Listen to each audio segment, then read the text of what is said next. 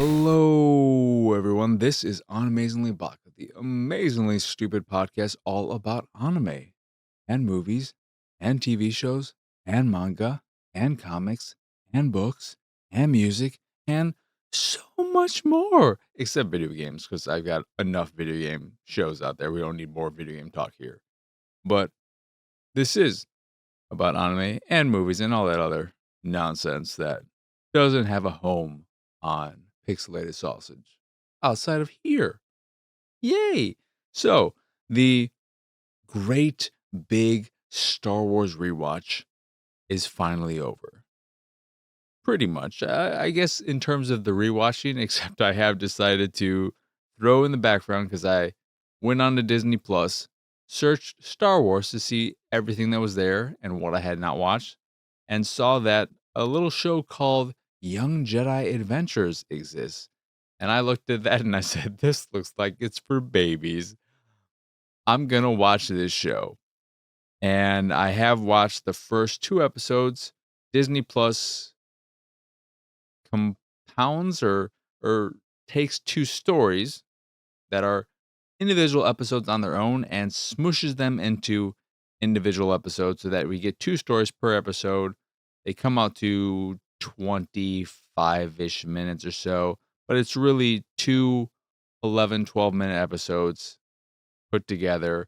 They're separate so that you get two stories with each episode, the way it's broken down, blah, blah, blah, blah. It means there are roughly 100 episodes of the show. Well, 48 episodes of the show comprising of 100 stories. That was already too much of an explanation for what the show is. It is super cute, super kitty, and kind of pleasant for what it is. I am not as down on it as I would be with something else like maybe Resistance because I know what the show is. I went into it with the correct expectations, and the show is not trying to be anything more than just this cute little kids show. It's not Resistance, which is a show that is tightroping between being a nothing show of no real importance and actually having some significance in the grand picture, which is what really frustrated me about that show. Young Jedi Adventures instead is just, hey, this is cute.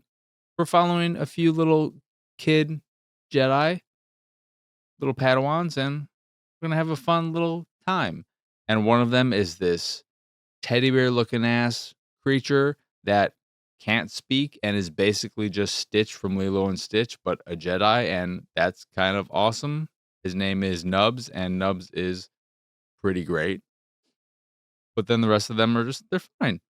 It is a cute little kid show, and that's all it wants to be. That's all it's trying to be, and it works as that. I've only watched two episodes, so four stories, but I've I can't say I've enjoyed it in any kind of real extent. I haven't enjoyed it. I haven't disliked it, but it's just fine, good background noise, and that's what it'll be. But it's fine.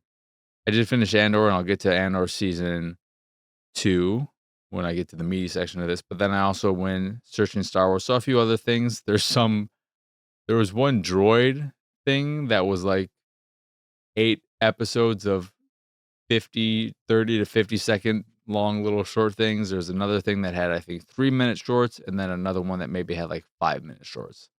So for the most part, and whether those are canon or not doesn't really matter because they're just throwaway nothing things. But in terms of the great rewatch, I am pretty much done. Jedi Adventures, Young Jedi Adventures is the one other meaty thing that, again, just going to be background noise. I don't expect to talk about it in any significant way unless after watching more of it, I'm like, damn, this show is actually really good. I highly recommend it, but it's fine. So on to Andor, which this past week, it's every Tuesday, they'll be releasing 3-episode chunks. And the way they're doing this is 3-episode chunks every Tuesday, and those chunks are a singular arc, and they are separated by a year. I may be wrong on some of these details. This is what was told to me, but I believe that is how it's working. So we get these 3-episode arcs that are contained, and then we move on to another point in the timeline, and we're following that storyline and all that jazz.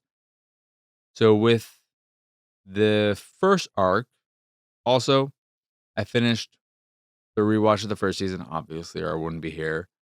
And I would say that my feelings that I mentioned last episode, still the same in terms of Andor being not a show of any singular great episodes, but just a really strong continuation of building upon itself with each additional episode and being a very great overall overarching story.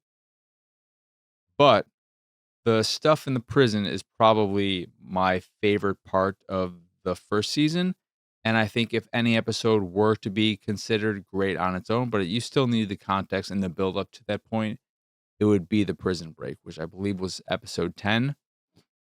That episode is really, really good, and it ends in a very strong way. Really heartbreaking part near the end where after building up this, I don't want to call them a resistance, but breaking out and all that, and all the prisoners are escaping. You have Andy Serkis's character say when they get to the exit and they're all able to escape, but they're out and surrounded by water. It's like I can't swim, and so after all of that, he's stuck there because he just can't swim. Which is a bit heartbreaking when you think about it. We're moving on to season 2. This first arc, and I don't know if any of the hyperbole around season 2 in general has been a factor, but I am pretty down on the first arc. I thought it was okay. It has brought down my overall feelings for Andor currently. I don't know if the other arcs of season 2 will make me enjoy it more and bring it back up, but where I had Andor in my overall ranking of Star Wars shows and movies has dropped. I had it above, I think, The Force Awakens and The Last Jedi, but now I would put it below Force Awakens, below The Last Jedi, and then below, I think there are 1 or 2 series there as well. And I think the question is, do I still like it more than The Bad Batch, or do I like The Bad Batch more? And I don't know. I'm kind of waffling there. But the 3 main stories it's following in this first arc are Andor, as he is escaping, I think, an Empire base and wanting to get back to Bix and all of them on their planet where they are doing whatever they're doing. Then you have Mon Mothma's storyline of giving her daughter away in this traditional marriage, arranged marriage thing. And then all of the stuff with Bix and those people, the people from the planet, her friends, the mechanics and all that jazz, who are working as undocumented workers, repairing stuff and building up resistance cells, or maybe I'm not even sure what they're doing. But those are your main 3 story points. For me, the most compelling of all of them was easily the Mon Mothma stuff. That is probably the only part of the show or these first 3 episodes that I liked and I was invested in. I thought that stuff was interesting and tense. I think the actress playing Mon Mothma was very good in the end of the whole thing where she is dealing with her conflicting emotions and gets wasted at the end of the wedding and is dancing around with this very weird. When they bring in the fucking techno EDM disco ball machine and they start playing this music, I'm like, this does not feel like Star Wars. Maybe I could buy this in a club or something, but at this very traditional old-fashioned wedding is how I would assume it. I guess it's the young people getting married saying, "We wanna mix in some of the new with the old traditional nature of the actual wedding. So we want our kind of music." But it being this music we've never really heard in Star Wars and we don't associate with Star Wars, made it stand out a lot as, "This this feels weird. This feels off. This feels wrong." It feels too much like our music thrown in there as opposed to trying to do a Star Warsian spin on EDM music.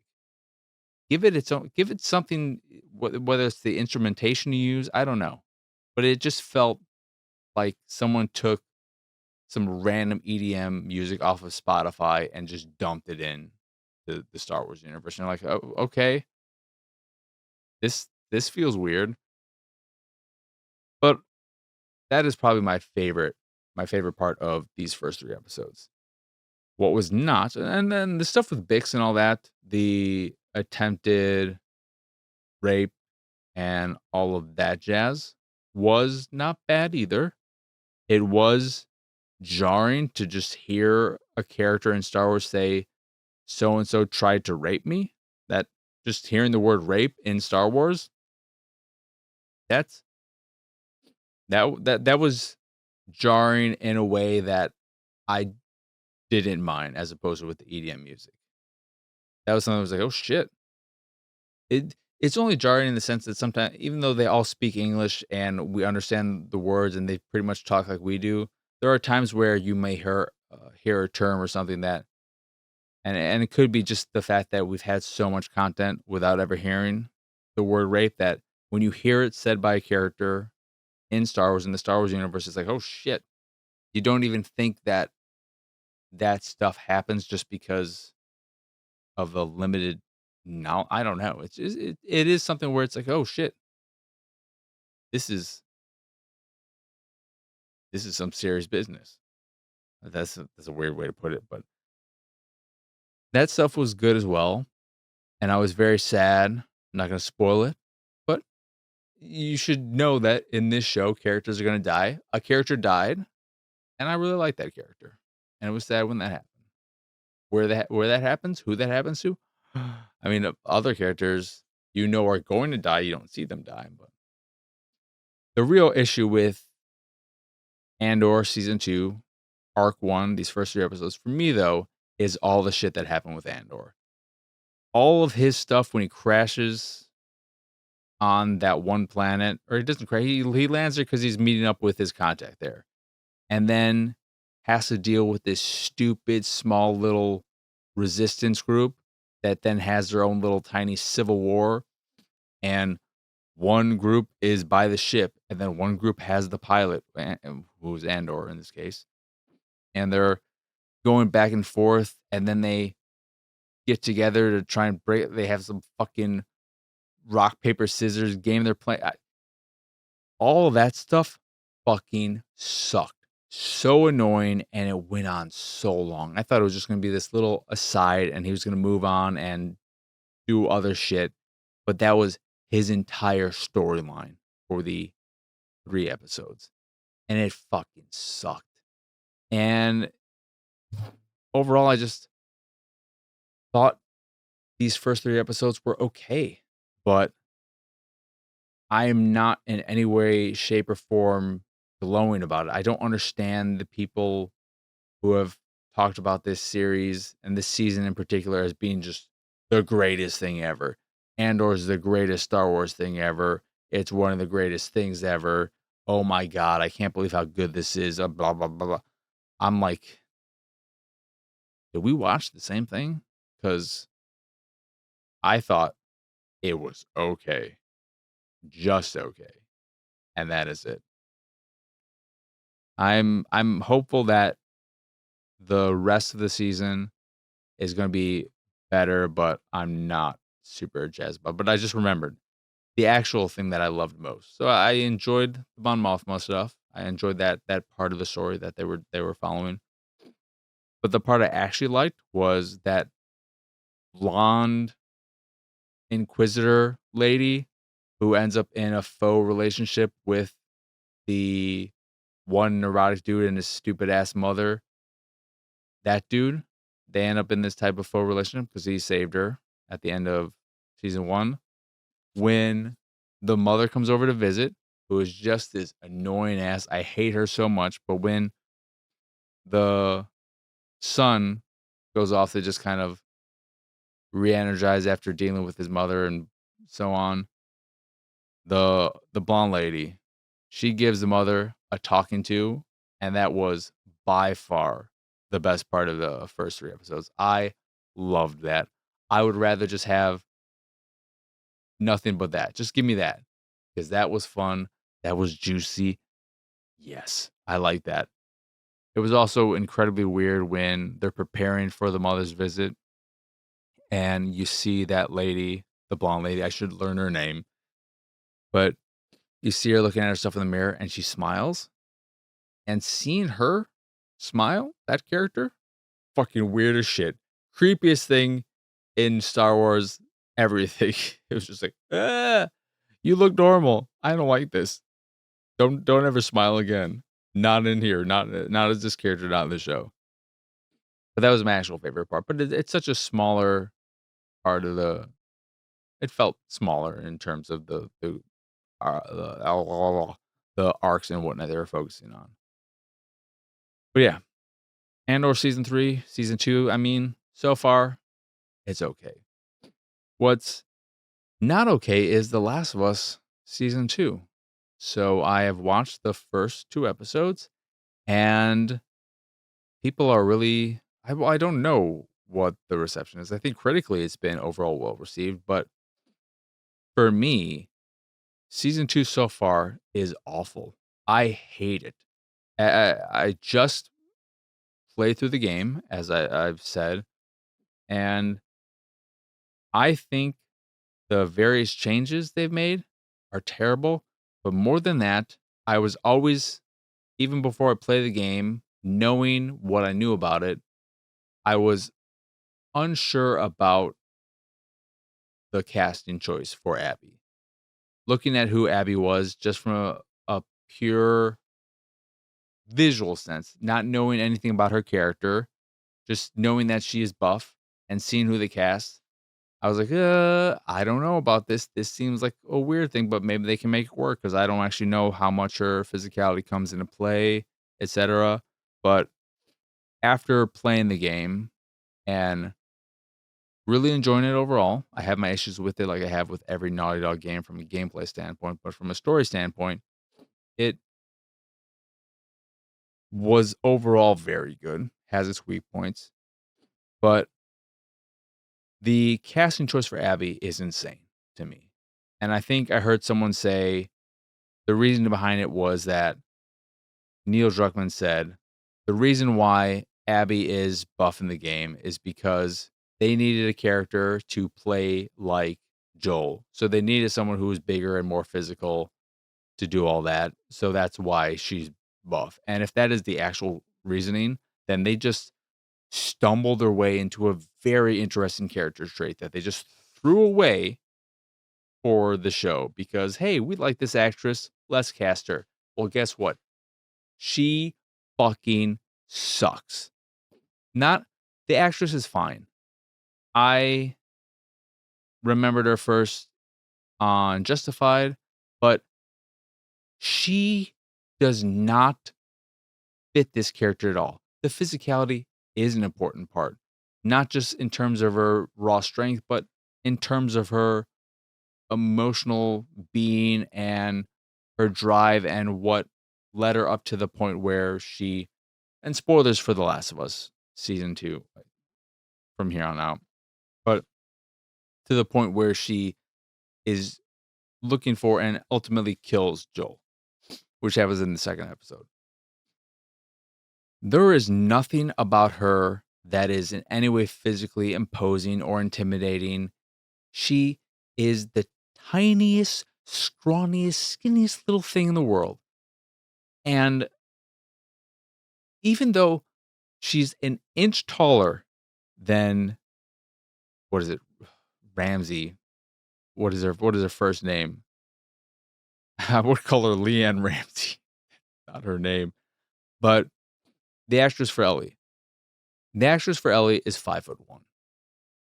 The actress for Abby is 5'2", but I'm pretty sure she's skinnier because she just looks so fucking tiny and flimsy, and her posture sucks. She has like this curled back. She doesn't have she should have good posture as well. She doesn't. She looks like this pathetic little scrawny nothing. And I don't know why anyone would follow her or do anything for her because she looks like a fucking little crybaby piece of crap. And it drives me nuts because it just it does not fit the character at all. And even the way they frame her, there are so many times where they're framing her and it's over Owen's shoulder, the camera angle, and you're looking down at Abby, and Abby looks like a little fucking kid compared to Owen, the way they're framing her, especially. She looks so fucking tiny. And that does not work at all. When she's beating up on Joel, I'm like, could you really beat his face into looking like that? I feel like you punching him would be the equivalent of mosquito bites. And then when they finally returned her and she's just about to kill him, they've got Ellie, they've dropped her down, they've knocked her down on the ground, they're holding her on the ground, and she ends up sticking the broken golf club into his neck. One, it's a very impactless murder, death. Like when she sticks it into him, I don't even feel like there's much. It's just like, oh, it goes in. It's like, oh, okay. There doesn't even feel like there's a lot of force to it. But before that, when they cut back to her and she's punching him, I swear to God, she was just punching him in the back. Maybe I'm missing something or I saw something wrong, but I swear to God, I rewinded it just to check. I'm like, she was just punching him in the back, right? So like, how with how little you are, how tiny your fucking fist is, how zero muscle you have, that must be like a little massage that he's getting. It must feel like he's actually getting a massage. Even though we're supposed to feel like you've beaten the shit out of him, you're so fucking tiny, all right? You have no muscle, your posture sucks. You can't do shit. And everything leading up to that point, she comes across as pathetic in the show. Whereas that's not the case in the game. And her journey throughout, I am so curious. I After the first 2 episodes, I don't really wanna watch more. I am going to out of morbid curiosity and because I just played the game, I wanna see what other things they might alter, but fuck, I don't I don't like her at all, and that is definitely not gonna change because it's just a poor casting choice. It is potentially the absolute worst casting choice they could have made in terms of and the thing is, I'm very curious what non-players of the game think of it because I'm obviously bringing a lot of baggage and a lot of immediate baggage, having just played the game before watching season 2. But also on that point, Leanne Ramsey, what is her name? Bella Ramsey. There we go. I knew it was something. I don't even know why I'm saying that. I knew it was something. Leanne, Bella, those are nowhere near close. But Bella Ramsey, she's a really good actress, all right? Not taking any of that away. And I think in the first season, she worked. I liked her there. And the thing is, I don't think that she's doing a bad job in season 2. I just think that from a pure look standpoint, she looks too young. Even though she's older than the character she's playing, it's not her fault. She just has a baby face. She just has a baby face. If you were to shave her head, give her a little buzz cut, then take a snapshot of her and put it on a bottle of Gerber's baby feed, you'd be like, that's a fucking baby. And if somebody said, that's not a baby, that's actually, I think she's 21 years old. That's a 21-year-old young woman with a shaved head. You say that to someone, and like, fucking, you're a fucking liar. That's a fucking baby if I ever saw one. And she can't do anything about that. That's just her face. it is what it is. So her being 5 years older, because you have that 5-year time jump. I think in the game was 4 years, but you have the time jump between the first season and this, and she's supposed to be older, a young adult, I think 19, and I think they aged up did they age up Abby so that she's, like, 25 or something, which is even more ridiculous with this fucking little tiny scrawny fucking nothing, whatever stupid fucking hate Abby so much in the show. And it sucks because, not to spoil my Attack the Backlog, I'll give you one little spoiler. Abby is my favorite character in The Last of Us. I They did one hell of a job with that game and that story to make Abby go from a character you obviously are not gonna like at the outside because of what she does, and they make her so interesting. And her storyline, her path, where she goes, and her growth compared to Ellie's, the way they handle Ellie, which I think is unfortunate. Abby's the best character. And for her to get this fucking treatment in the show, fucking fuck you. But I don't really buy Abby or Bella Ramsey as an older Ellie.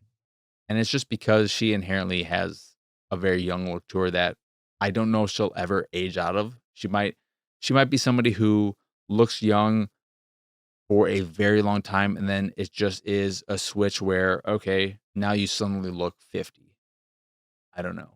But in her current state, she just doesn't have that look that I think she needs for this part of the story. And knowing where the story goes, being very much so about revenge and her getting very violent and angry and going on this rage fueled revenge trip. I don't know if I'm going to buy it. We'll see. Because again, morbid curiosity, but not super excited to watch more at this point. But that is my struggle with her. I think they did a really good job casting Jesse. I like that actor that I've seen so far, what he's done. Dina is fine.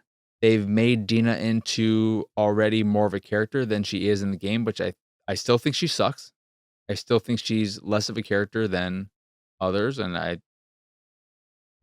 still don't like her, but she's more interesting than in the game, but that's not saying a lot.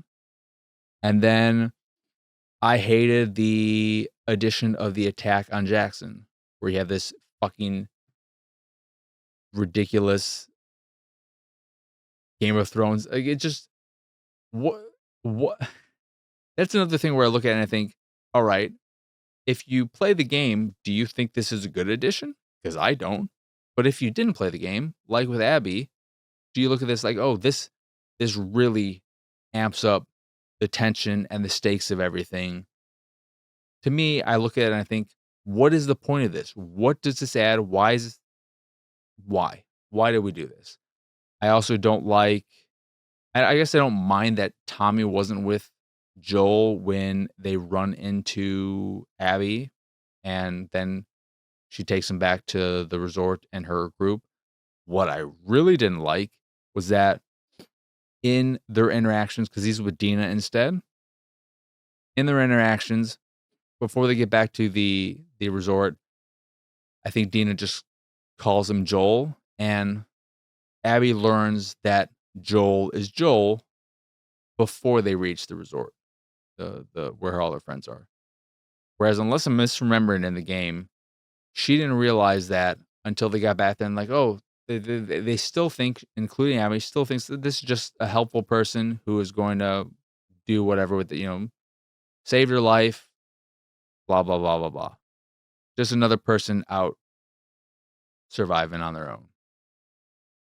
And it is not until they introduce each other that they realize when he says, this I'm Tommy, this is my brother Joel, and like, oh, they all look at each other like fuck. And then Joel's like, you're all looking like you know us. And it's like, oh shit, this is about to go down. Whereas in the show, you have Abby saying, like, I think Dina says, I'm Dina, or she says, "This is Dina, and this is Joel." And it's like, "Oh, she already" the fact that that little ch that little change to me, I didn't like. I think it worked much better in the game, and, uh, I just I really, really didn't like the first 2 episodes. The addition of this therapist and Catherine O'Hara, who looks fucking old. I don't know if that's how old she looks all the time. 'Cause I looked up her age. I think she's in her 60s? I looked at her on the show, and I'm like, "Are you way old? Are you, like, close to 80? How old are you? You look so much older than I thought you were." But the addition of that character, which is a brand new character for the show, don't like her either. So, as it stands, I think season 2 of The Last of Us is kind of terrible. I think it's very bad, and where it goes from here, I'm unsure of. The only thing I know for sure, like, there are certain things that could win me over. Bella Ramsey could convince me as an older Ellie and so on. I'm still on the fence about that, but I don't think there is any chance in hell of me believing the the actress they have for, Abby as Abby, who I think it's, like, Caitlin Danner or something her name is. Just a terrible, terrible choice. I I feel like they could have just found anyone else and they'd be better. The physicality is important. Even she doesn't have to be huge. She could just be 5'4", 5'5", and have 30 extra pounds on her. Just you picked the scrawniest, tiniest little girl with bad posture, and I'm supposed to no, it's fucking awful. I hate it. I hate it so much. It's I just I don't know what the hell is going on with it. Why is it who what are you doing, Neil Druckmann? What are you doing? I look at this and I think this is where the co-writer maybe had more to say. I'm so curious. I would love to know. We'll never really know probably, but I would love to know the breakdown between Neil Druckmann and his co-writer for The Last of Us Part 2 and who did what, if it was a very collaborative thing where they contributed everything equally, or if one focused on this thing and one focused on this other thing and so on. But they're not involved with the show to my knowledge. And I feel like we're seeing Neil Druckmannness seeping through. And it makes me just so nervous for Intergalactic because he's writing that on his own, unless something comes out. To my knowledge, the co-writer for The Last of Us Part 2 is just gonna have a in-game character cameo, I guess. But yeah. Last of Us season 2 so far, do not like. In terms of anime, I'm gonna throw one thing out there. I'm gonna say one thing right off the bat. Witch Watch, tried watching the 4th episode of it, the most recent episode, and that was broken. I checked it just before recording this, and they did finally fix it, but for a while, right after it came out, and at least a few, if not more hours after it came out, the subtitles for English the English subtitles specifically, because I checked other subtitles and those were not broken, but the English subtitles were broken. They were just white text without any kind of outline, drop shadow, anything to make them el legible, readable, just you could read them if the background was dark enough, but if things were flashing or if there was a light part or there was a lot of white on screen, then the text, because there's nothing differentiating them from the actual art of the show, they would just blend in with various parts of the background, making them very difficult to read, and that was frustrating. It's funny going to sites because I was looking what people thought about it. Anime List was slow. Anime List is what I use to track anime, and I think it's a great anime tracking site. Not the best for community engagement if you're looking to talk about anime. That is definitely still my anime list. So I went over there, and it's funny how people are so quick to say, "Oh my god, Crunchyroll down the drain. This is happening all the time." And I'm thinking to myself, I'm pretty sure this is the first time I've at least ever experienced this with subtitles. But I'm guessing if you're somebody who watches everything and you watch everything the second it comes out, you're gonna have more bugs that you run into like this. But it's so funny that people are so quick to just say, throw Crunchyroll down the garbage. I'm canceling my subscription, and I'm thinking, okay, well then I guess you're gonna be pirating stuff. If you're not watching stuff on Crunchyroll, some stuff is also on Netflix or other places, but that just means you're gonna be a pirate. And if you're a pirate, I have nothing for you. Just sub, and it's not that like I don't know. I think people are just finding people those kind of people are looking for any excuse to pirate. They wanna find any reason to legitimize the fact that they don't wanna pay for anything. That my 2 cents there. But wasn't able to watch that episode because when I tried to the few times, it was still broken.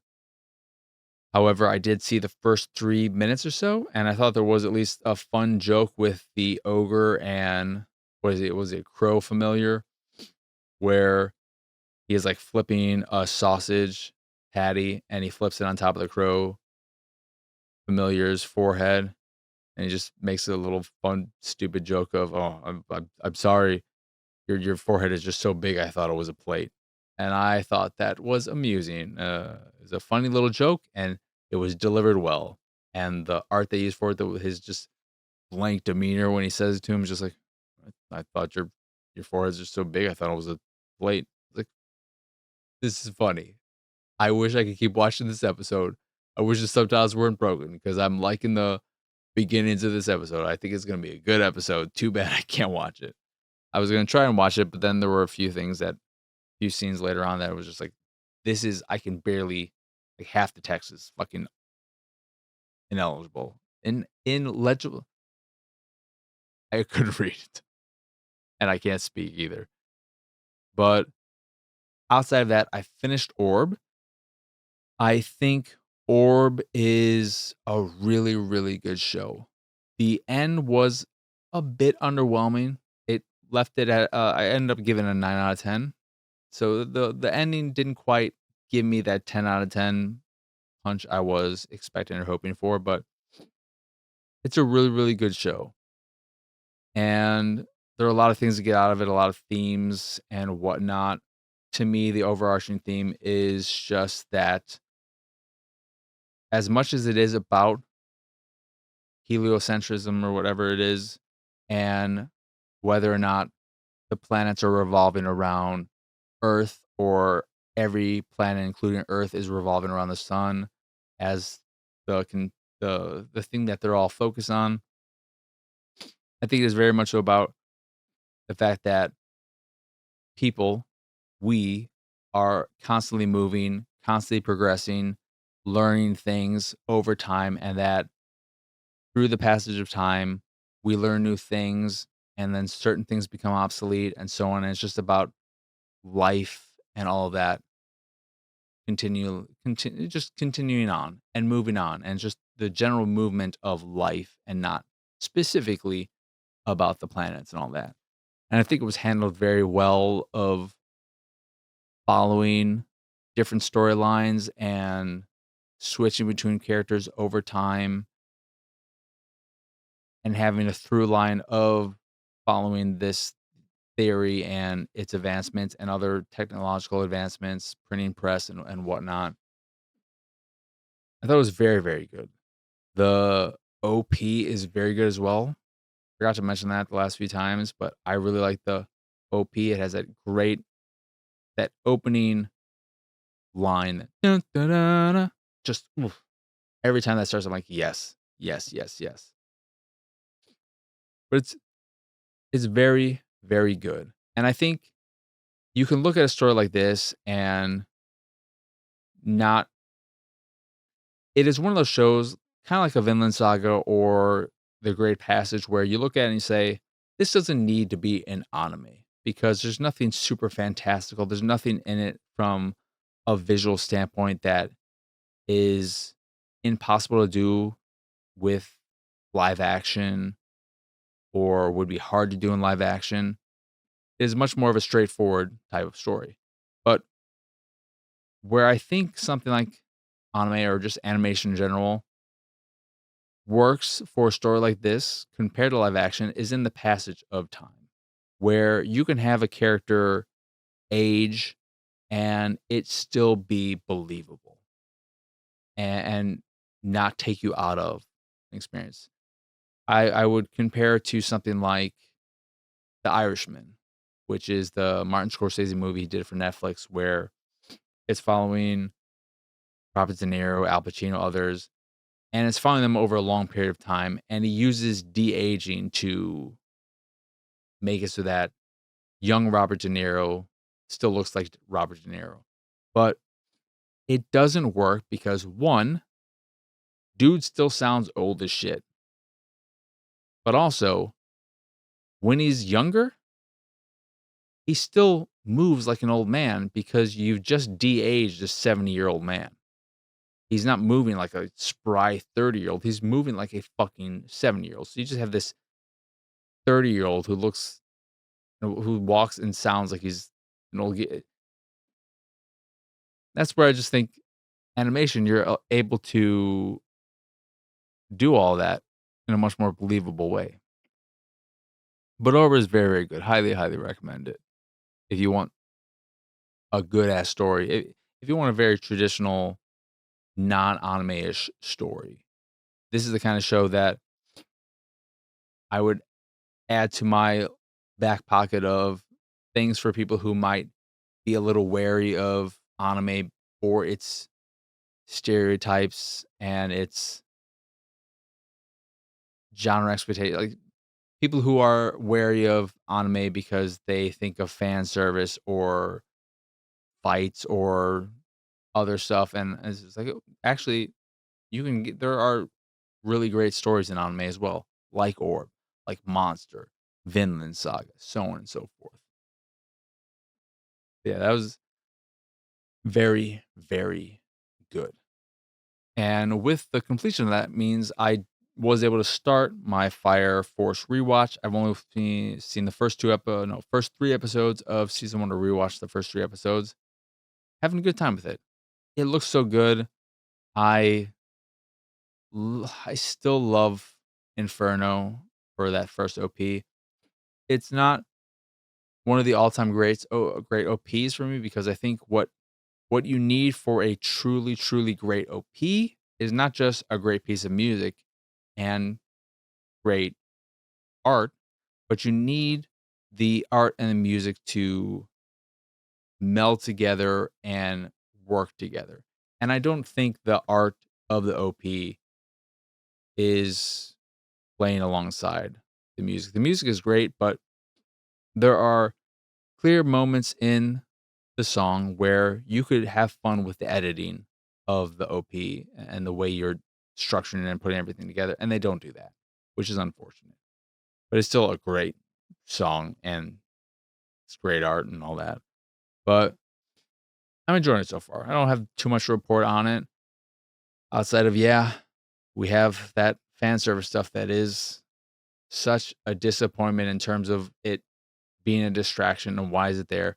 Why why does this character have to have this lucky lecher lure, whatever it is, trait to her that fucking makes it so that these stupid things happen to her? Now, I mean, we also in the first episode have the two other characters taking a shower together and we see all that and we're like, oh, right, I don't know why we needed this. And then you have an angle where she's trying to help him with something and you just got a close up of her ass in your face. I'm like, all right, cool. But I look at this character, this obvious fan service character with her lucky lecher lure fucking thing, whatever it is. And she knows she has this trait. Why doesn't she try and combat it by the way she dresses? Why is she just wearing a bikini top. And I can't remember if her pants are a little low riding so that they reveal just a little bit of her underwear. But why is she making it so easy for people to stumble into fondling her breasts or getting a handful of her ass? Why doesn't she wear she should be wearing like 3 layers of onesies. And I know that you say, well, 1, that's gonna be really hot. And when she's also dealing with fires, it's gonna be even hotter. So she wants to be cool. She's working with fire. She wants to not burn up.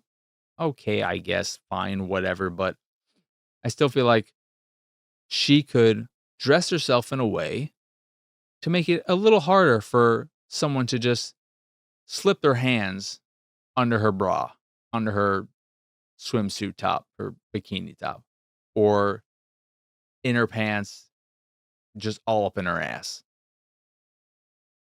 Maybe she doesn't have to dress like that. I understand is the whole point is that she's a fan service character, so obviously she's gonna dress this way. I mean, that's why she exists. But it is frustrating that that that is what she is because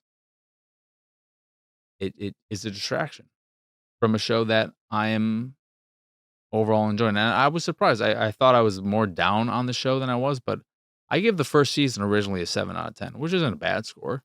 And then I gave season 2 a 4 out of 10. And I'm very curious how how I want to get to season 2 to see what made it drop so much for me. I don't know, but I'm curious to learn more about the story and all of that. But not too much to report there. And the rest of the seasonal stuff, Apothecary Diaries continues to be good.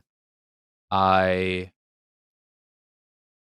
I want I want Apothecary Diaries is weird in that whenever they return to some of the overarching story type stuff, I or even go back to other things, I've been very forgetful with that show where it's like, oh, yeah, you there was this thing going on with this character and wait, you're who? The person who killed themselves and then revived themselves? I forgot. I thought that storyline was over and done with. This was a continue.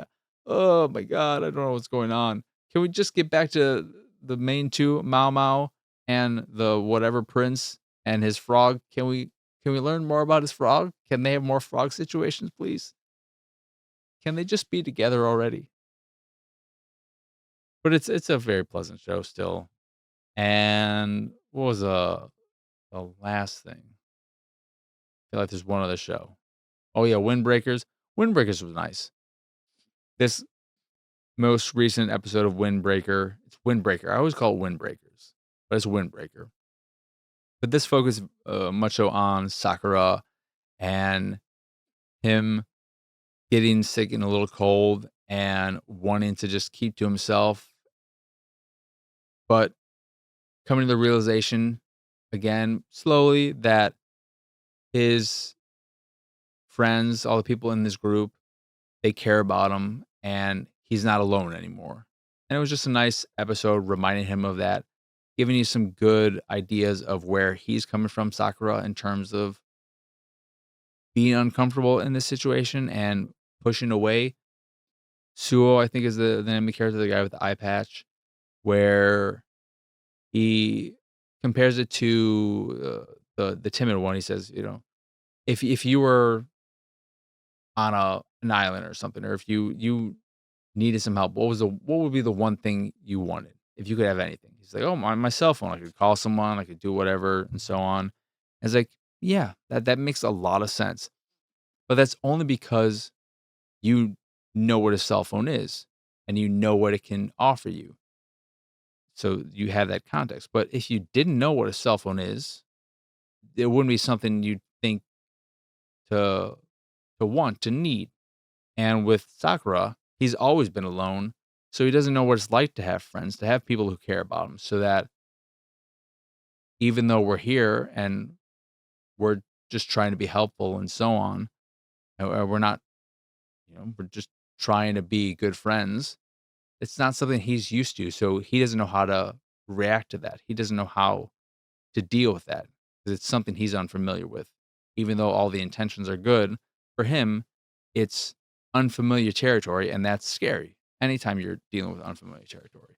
And I thought that was a really good way of describing soccer in a way that this character in the show can understand, but also maybe people who don't also understand where soccer is coming from because they've never experienced that themselves.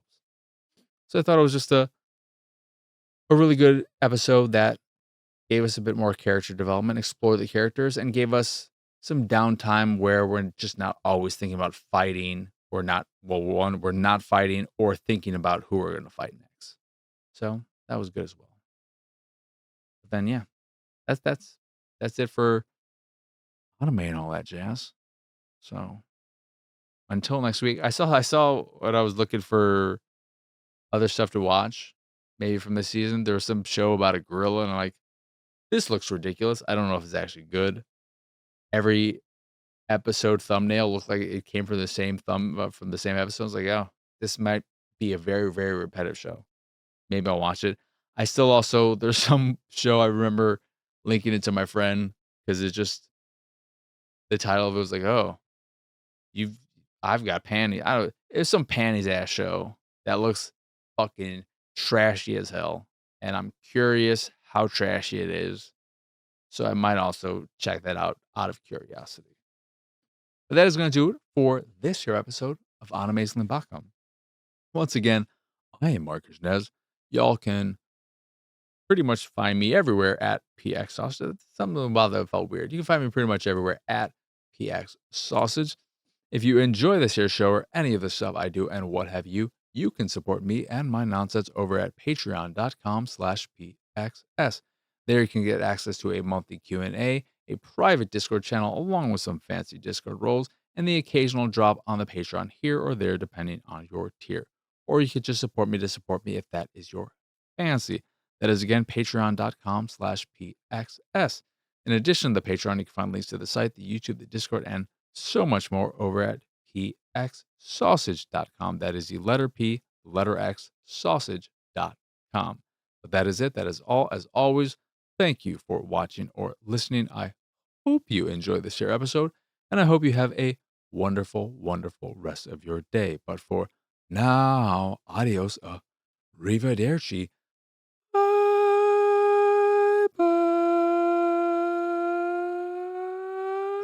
It's bye. go time. Go daddy.